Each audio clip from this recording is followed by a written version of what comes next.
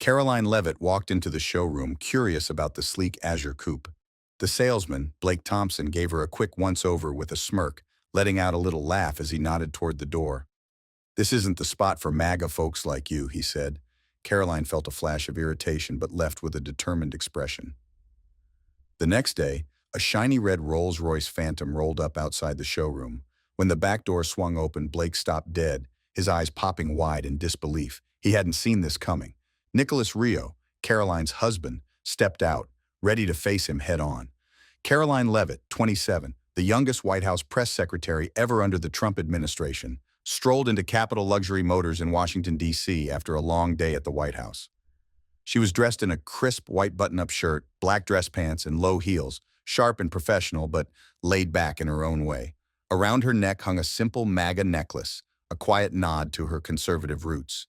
She was on the hunt for a new ride, and the Azure coupe wasn't just about getting around for work. It was a loud and clear message to the left-leaning media that never stopped coming for her and the president.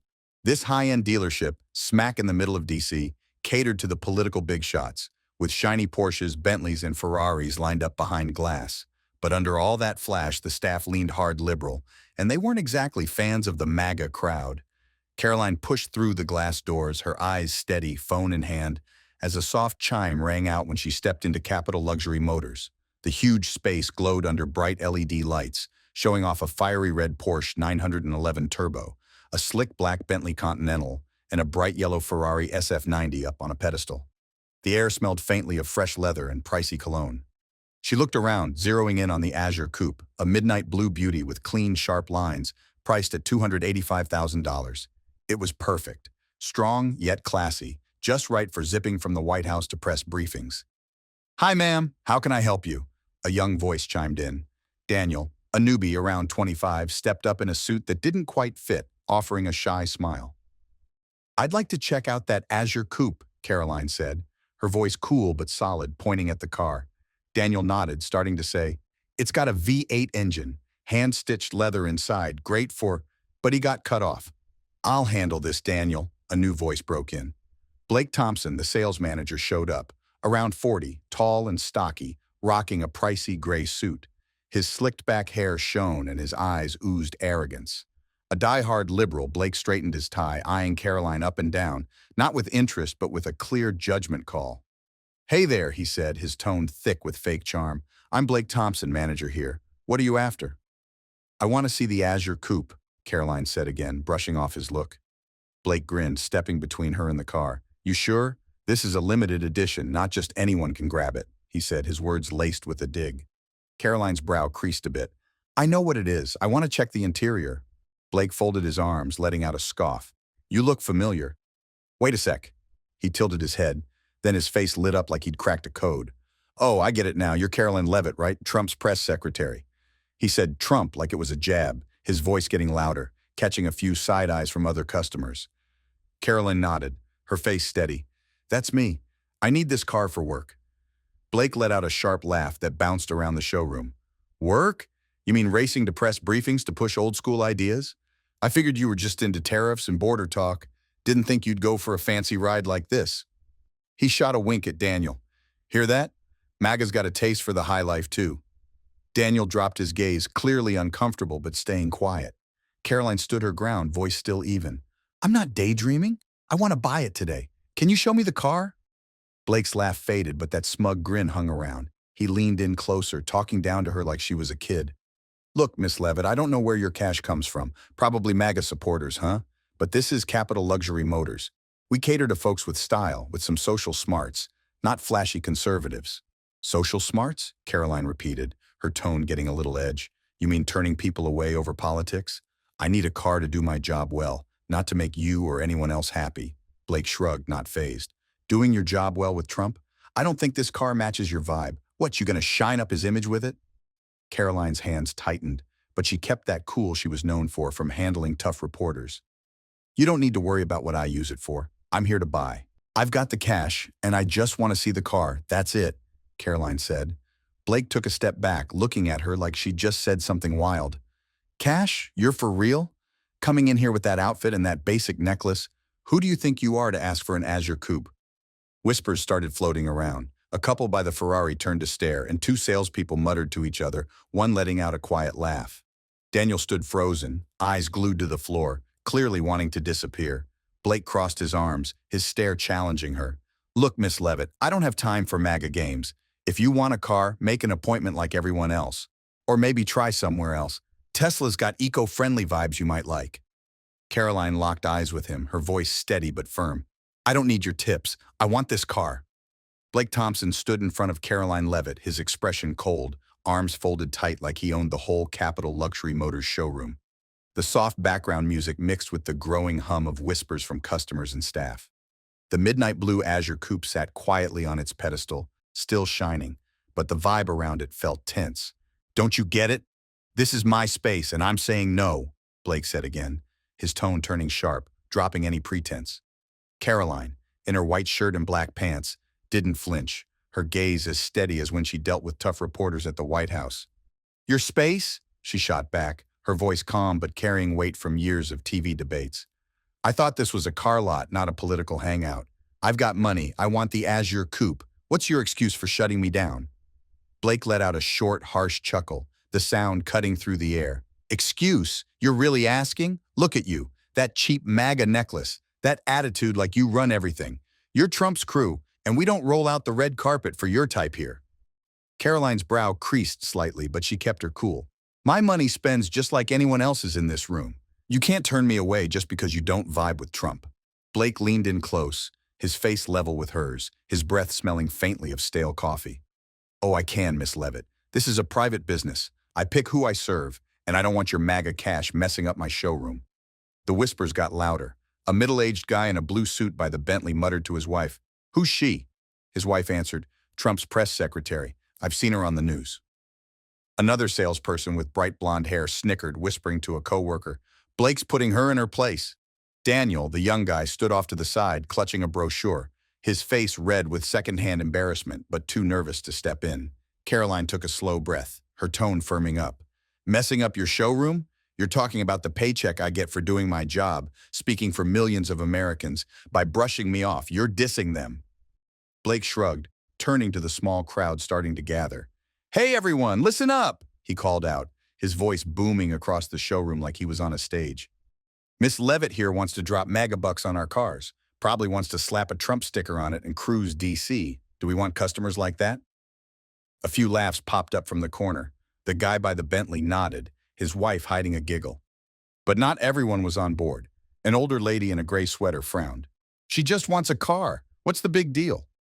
Blake ignored her, spinning back to Karoline and pointing at the glass doors. You heard him. This isn't your scene. I don't care if you're press secretary or whatever. Just go. Karoline didn't move. I'm a customer, not a problem. You've got no real reason to boot me. Blake stepped closer, so near she could see the lines on his forehead. Reason? Ascot, I don't like you. That's enough. This is my space, and I say you don't fit. Leave, or I'll get security. He jabbed his finger toward the door, his voice loud and bold. The crowd went quiet, all eyes on Karoline. She glanced at Blake, then around the showroom at the mix of smirking and uneasy faces. She could lawyer up and make this a big deal, but not yet. Fine, she said, her voice low but clear, like a quiet promise. You want me out? I'll leave, but this isn't done. She turned, her heels tapping steadily on the marble floor as she headed for the glass doors. Blake laughed behind her, loud and brash. Say hey to Trump for me. Get an electric car, way more up to date. A couple more chuckles followed, but Daniel dropped his head, muttering, This ain't cool. As Karoline pushed the door open, sunlight poured in, lighting up her small but solid frame, her hand tight on her phone, lips pressed thin. Blake thought he'd just shown the MAGA crowd who's boss, but he didn't realize Karoline wasn't walking away beat. She was walking away with a plan. The glass door closed behind her, the little chime ringing like the end of a scene. But it wasn't over. The showroom buzzed with chatter as Blake strutted back to his desk. Karoline Leavitt opened the door of her beat-up silver Toyota Camry, its paint chipped and faded, and slid into the driver's seat. The late afternoon sun was fading outside Capital Luxury Motors, but inside her, a steady spark burned. Her hands gripped the steering wheel, eyes locked straight ahead, still hearing Blake Thompson's mocking laugh in her head. Get an electric car, it's more modern. She took a deep breath, pulled her phone from her black dress pants, opened her contacts, and dialed. The line rang twice before a deep, slightly rough voice picked up. Karoline, you good? Nicholas, Caroline said, her voice quiet but steady. I just got turned away from a dealership in D.C. On the other end, Nicholas Rio, her husband, paused for a beat. She could picture him in his home office, salt and pepper hair, a little messy, dark brown eyes narrowing. Nicholas, 59, had gone from sleeping on the streets to building Rio Enterprises LLC into a multi-million-dollar real estate powerhouse in New England. He didn't get mad fast, but when it came to Caroline, he didn't mess around. Turned away? Who had the nerve to do that to you? He asked, his tone dropping, a hint of heat creeping in. Caroline started her car, the engine purring softly as she pulled out of the lot. The manager, Blake Thompson. He clocked me as Trump's press secretary and wouldn't sell me a car because I'm MAGA. Said my money's no good there, that I don't fit in. I was after the Azure Coupe for work, something to get me from the White House to briefings. But he made a scene in front of everyone. Her voice stayed even, though a touch of annoyance slipped through. Nicholas let out a quick, sharp breath over the phone like a gust cutting through. What did he say? Caroline ran through it, Blake's digs about Trump all the way to his final line. Get out or I'll call security. She stopped at a light, fingers drumming the wheel. I told him my money's just as good as anyone's, but he didn't budge. Pulled the private business card and trashed the president too. Jerk. Nicholas muttered under his breath. That guy's got some guts, his voice now thick with irritation. Caroline heard the faint squeak of his leather chair. He'd probably gotten up, pacing their suburban D.C. home office. She cracked a small smile, knowing him too well. Nicholas wasn't just some rich real estate guy. He'd fought his way up from nothing. Park benches in Hampton Beach to owning millions in property. He'd proposed to her, and not long after, their son, Nico Robert, came along. He'd promised to always have her back. Who does he think he is, talking to you like that? Nicholas said, his voice picking up. You're the White House press secretary, speaking for the president, and he's calling your money trash? Does he even get how much you bust your tail? Caroline merged onto the highway, city lights twinkling ahead. He doesn't care, Nicholas. To him, I'm everything he can't stand. Trump, MAGA, the whole deal. He wanted to put me in my place, show he's better than me. Nicholas went quiet for a second, then asked, What do you want me to do? Caroline pressed her lips together, thinking it over. She could drag this into court, hand it to the conservative news outlets, or drop it. But letting go wasn't her style. I'm not after payback, she said carefully, but I want him to see he messed up. He thinks I'm some pushover because I'm young and back Trump. I want him to figure out his high and mighty attitude doesn't give him a free pass to step on people. Nicholas let out a low, knowing laugh. All right, I've got an idea. Caroline's brow furrowed. What's that mean? Just head home, he said, his tone solid. Tomorrow I'll swing by there. He won't forget it. She could hear him moving, maybe toward the garage where their deep red Rolls-Royce Phantom, worth $15 million and a subtle nod to MAGA, sat ready.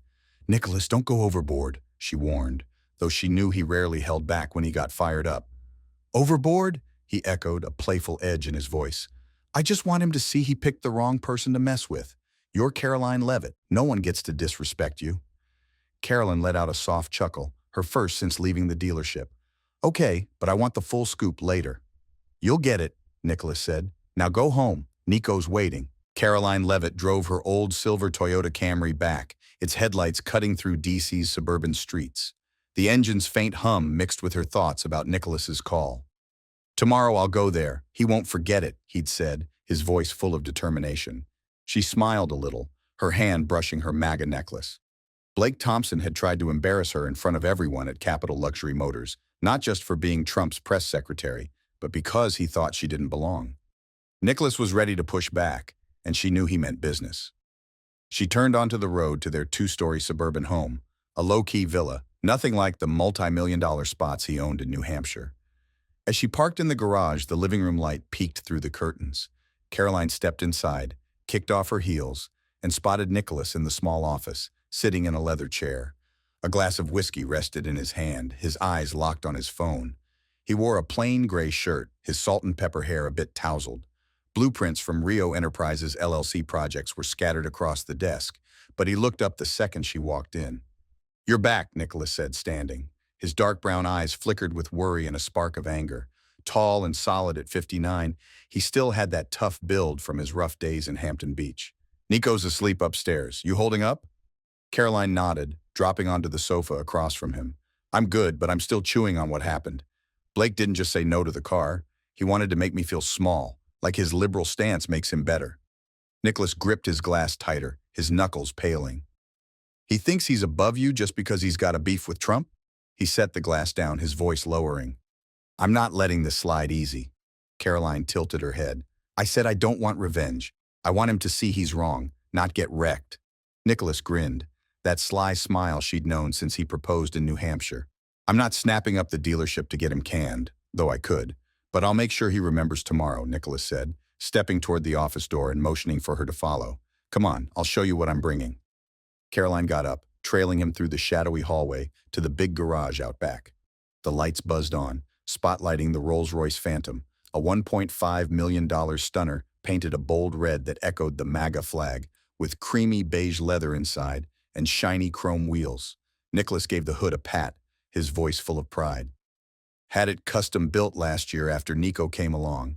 Tomorrow I'm rolling it up to Capital Luxury Motors. He'll see what he brushed off isn't some lightweight. Karoline glanced at the car, then at her husband, a hint of concern in her eyes. Nicholas, what's your plan? Don't make this a big show-off move. He shook his head, stepping closer and resting a hand on her shoulder. Not a show-off. I'll go in, grab that Azure coupe you had your eye on, and let him know he messed up by disrespecting you. He thinks you don't fit in his little world. I'll show him there's a bigger picture he's missing. Karoline pressed her lips together, mulling it over. But if you just buy the car, he'll think he came out on top, that our money doesn't shift his attitude. Nicholas grinned, a glint sparking in his eyes. It's not just the car. I'll invite him to that MAGA Veterans fundraiser gala you're hosting next month. Let him face the folks he looks down on, see what they're really about. That's how I'll get through to him. No big drama. Karoline let out a laugh, feeling a weight lift for the first time that day. You're sneakier than I thought. Gotta be to keep pace with you, Nicholas shot back, pulling her into a quick hug. His voice dropped low. He picked the wrong one to mess with, Karoline. I had nothing once, slept on park benches. But I learned a person's value isn't their looks or politics. He needs that lesson, and I'm the guy to give it. She nodded, leaning into him for a second, then asked, You sure about this? Dead sure, he said, letting go and stepping over to pop the car door open. Tomorrow, 10 a.m., I'm there. You don't need to tag along, let me take care of it, but you'll love the story after. Karoline eyed him, then the blazing red car under the garage lights. All right, but I want every detail. Nicholas nodded, his grin back in full swing. The next morning, sunlight spilled over Washington, D.C., bouncing off the glass walls of Capital Luxury Motors. A deep, rumbling growl rolled through as the $1.5 million deep red Rolls-Royce Phantom eased up to the dealership's entrance. A small crowd lingered by the door, some pulling out phones to snap pics, murmuring, Man, what a ride. Must be someone major. Inside, Blake Thompson stood near the Bentley Continental, fiddling with his gray tie, chatting up a rich client. Still riding high from brushing off Karoline Leavitt the day before, he figured he'd shown the MAGA crowd who's boss. Then the Rolls-Royce door swung open, and Nicholas Rio stepped out. At 59, tall and commanding, he rocked a sharp dark gray suit, his salt and pepper hair tidy, his piercing gaze honed from building a real estate empire from scratch. The fiery red car behind him wasn't just a ride, it was a loud nod to the MAGA flag he and Karoline held dear. Nicholas shut the door and marched through the dealership's glass entrance, the little chime barely audible over the sudden quiet inside. Blake turned, his smile locking up as he spotted Nicholas. Customers and staff stopped mid-conversation, eyes glued to the guy who just walked in. Daniel, the young worker, hovered near the reception desk, whispering to a coworker, Who's that? That car's no joke. Blake cleared his throat, trying to keep his cool, and stepped up to block Nicholas. Hey there, sir. I'm Blake Thompson, sales manager. What can I do for you today? His voice was slick, but his eyes flicked nervously to the Rolls-Royce outside. Nicholas stopped, sizing Blake up from head to toe, his stare steady but chilly. I'm Nicholas Rio, he said, his deep voice cutting through the showroom. Karoline Leavitt's husband. Yesterday you wouldn't sell her a car because she's with Trump. I'm here to talk about that. Blake blinked, his mouth opening and shutting like he'd shorted out. Whispers spread through the crowd. The guy by the Bentley muttered, the press secretary's husband, and his wife nodded. Bet he's loaded. Blake pulled himself together, forcing a shaky grin. Mr. Rio, I think there's been a mix-up. We didn't turn anyone away, it was just… Nicholas cut him off, his voice firm and crisp. Don't play it off. You said her money's no good, told her she didn't belong, and sent her packing in front of everybody. I'm not here for your spin. I'm here to buy the Azure coupe she wanted. He nodded toward the midnight blue car on its pedestal, eyes never leaving Blake. Blake swallowed hard, his grip tightening on his tie. The Azure coupe? Yeah, sure, we can… He caught himself sounding too eager and backtracked. But I gotta ask, are you for real about buying it today? It's limited edition, not just anybody. Nicholas stepped closer, looming over Blake, cutting him off again. I'm not here for your take. I said I'm buying it. My wife needs it for work, press briefings, White House stuff. You turned her away because you can't stand Trump, but you don't even know who she is or who I am, Nicholas said sharply. Just then, Richard Mason, the dealership owner, stepped out from the back office, drawn by the buzz. Around 50, with slick-back silver hair and a navy suit, he looked nervous. Hi, I'm Richard Mason, the owner here. Is something wrong? Nicholas turned, his tone steady as ever. Yeah, there's a problem. Your manager disrespected my wife, Karoline Leavitt, the White House press secretary. He wouldn't sell her a car because of her politics and made a fool of her in front of everyone. I'm here to set that straight. Blake stumbled over his words, trying to cut in. Mr. Rio, I didn't mean any harm. We just focus on clients who care about social issues. Nicholas whipped around, his stare cutting through. Social issues? You think brushing off a woman who speaks for millions of Americans is some high road? You don't know a thing about her. Karoline started with Trump as an intern, ran for Congress, and now she's the youngest press secretary ever. And you're just a car guy acting like you get to play gatekeeper. Richard raised a hand, trying to cool things down. Mr. Rio, I'm sorry for the mix-up. We don't want to lose business. You want the Azure? I'll take care of it myself. Nicholas nodded, but his eyes stayed icy. Good. I want the papers signed today, but I'm not done with him. He pointed at Blake, who'd gone pale. You thought you came out on top by showing her the door. You'll see what happens next. Blake took a step back, his voice shaky. What happens next? What are you going to do? Nicholas smirked, a cool, no-nonsense grin. I'm not out to wreck you, but you'll figure out your progressive stance doesn't give you a free pass to step on people. He turned to Richard. Get the car ready. I'll tell him what's coming. The Capital Luxury Motors showroom went quiet, except for Blake Thompson's uneven breathing slicing through the fancy space. Nicholas Rio stood tall in his gray suit, his sharp eyes pinned on Blake, who looked rattled by the words, "You'll see what happens." The deep red Rolls-Royce Phantom outside the glass doors still had people gawking, but inside, all eyes were on the tension. Richard Mason, the owner, wiped sweat off his brow with his suit sleeve, keeping his voice even. Mr. Rio, we'll get the Azure sorted fast. I'm really sorry about yesterday with Miss Leavitt. Nicholas nodded, still locked on Blake. Good, I want the paperwork done today. My wife needs that car for work. Press briefings, White House stuff. She doesn't have time for small-minded nonsense. He stepped over to the midnight blue Azure coupe on its pedestal, running a hand along the hood, then turned back to Blake. But I'm not just here to pick up a car. You dissed her, and I'm not letting that slide easy. Richard jumped in, raising a hand. Mr. Rio, I promise this won't happen again. Blake was just... Nicholas cut him off, facing him. Don't cover for him. He said her money's no good, kicked her out like she was trouble. I started with nothing, slept on park benches, but I never sized people up by their views. He did. Blake edged back, his eyes bouncing between Nicholas and Richard, but he still tried to talk. I can pick my customers, right? Nicholas let out a short, dry chuckle that echoed around. That stops when you use it to put people down. You think you're above her because you're all progressive? You don't know her. Trump intern, congressional run, youngest press secretary ever. And you're just a car guy deciding who's good enough. The room was dead quiet. Daniel, the young worker by the desk, eyes wide, muttered to a coworker, "He's got a point." Blake's face went red, his voice wobbly. "You don't get it. We don't want MAGA vibes here." Nicholas shut him down, his gaze sharp. "Don't want it? Then why are you still standing there when I pull up in a Rolls-Royce? Think I'm not socially aware enough to shop here?"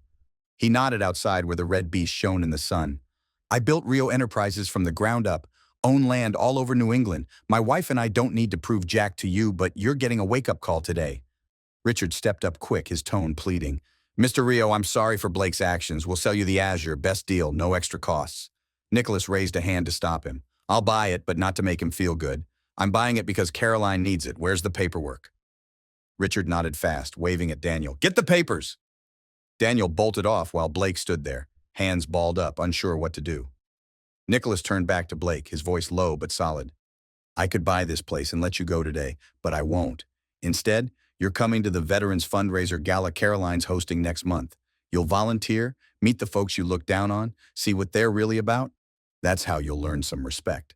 Blake blinked, stumbling over his words. "Volunteer? I don't..." Nicholas cut in. "No room for pushback. You will, or I'll make sure no one wants to buy from you again. Up to you." Blake went quiet, face pale, eyes dropping to the floor. Richard jumped in. Blake'll do it, I'll make sure. Daniel, where's the paperwork? Daniel hustled up with a stack of docs, handing them to Nicholas. He skimmed them, nodded. Good. I want the car at Karoline's in 24 hours. Nicholas signed quick, passed them back to Daniel, then gave Blake one last look. You thought you won by kicking her out. You didn't. Your liberalism doesn't put you above anybody. He turned to Richard. We set? Richard nodded. Yes, sir. Car'll be there on time. Nicholas gave a curt nod, heading for the glass doors, his shoes tapping steady on the marble.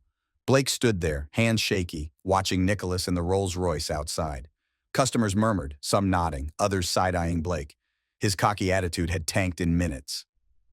A month later, the Grand Hyatt Hotel in Washington, D.C. lit up for the Veterans Fundraiser Gala hosted by Karoline Leavitt.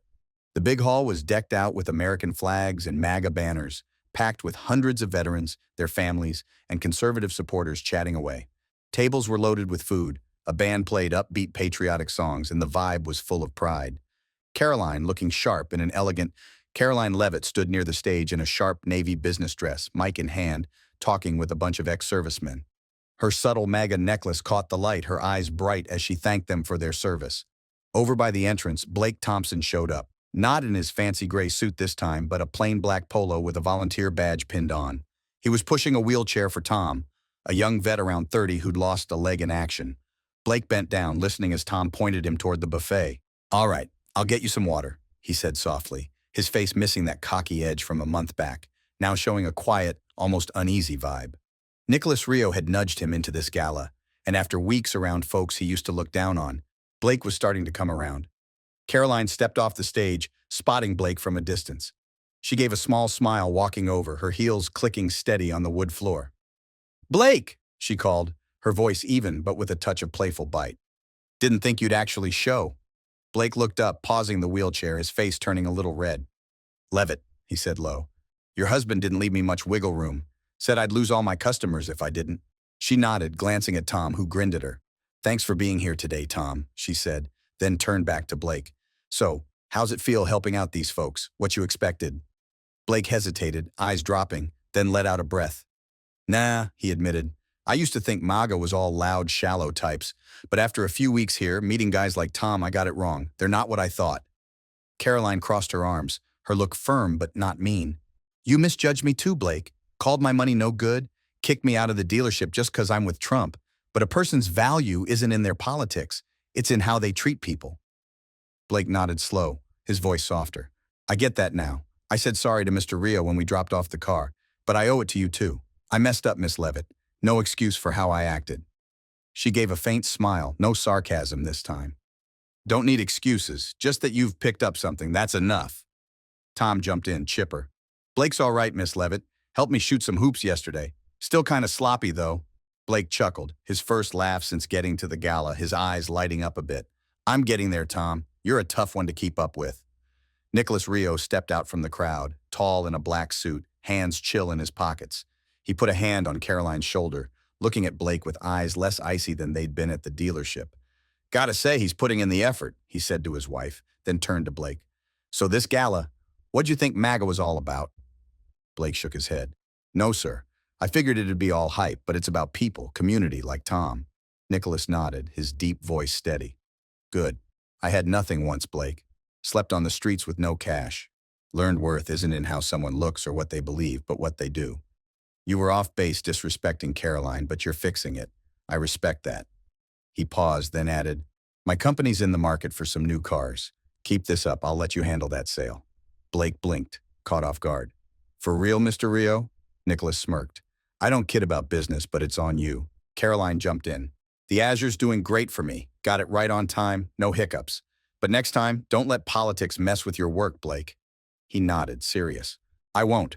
Thanks, Miss Leavitt, Mr. Rio. The gala kept going with laughs and music. Blake wheeling Tom back to the buffet, his vibe noticeably lighter. Karoline and Nicholas hung back, watching. Think he's really turned a corner? She asked. Nicholas chuckled.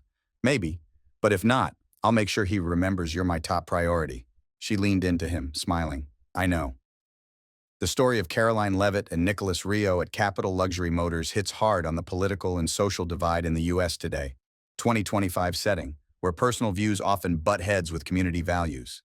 Karoline, White House press secretary, got shut down for the Azure coup by Blake Thompson just for being MAGA, a symbol he couldn't stand. It's a slice of what's real now. Private spots like cafes or shops sometimes saying no over politics, kicking up dust about free speech and business rights. Blake stands for some progressive folks who think they're above others, but end up showing the same narrow-mindedness they call out. On the flip side, Karoline and Nicholas show that conservative grit, pushing back with action, the fiery red Rolls-Royce and the MAGA gala to prove their point. The takeaway isn't just don't judge too quick. It's a louder call for today's America. Listen and respect. Don't let politics fog up how you see people. Blake shifted after working with Tom at the gala. Seeing worth goes beyond labels like MAGA or progressive. Nicholas didn't crush Blake. He gave him a shot to make it right, like tossing him that car deal. You can do the same. When stuff gets heated, go for talk over tangles. Let your actions show who you are. Like Karoline rolling through DC in the Azure. Polarization doesn't own you. How you handle it does. If you liked how Karoline and Nicholas got Blake to rethink respect beyond politics, hit subscribe for more stories like this. Thanks for checking it out. Catch you in the next one with another MAGA adventure.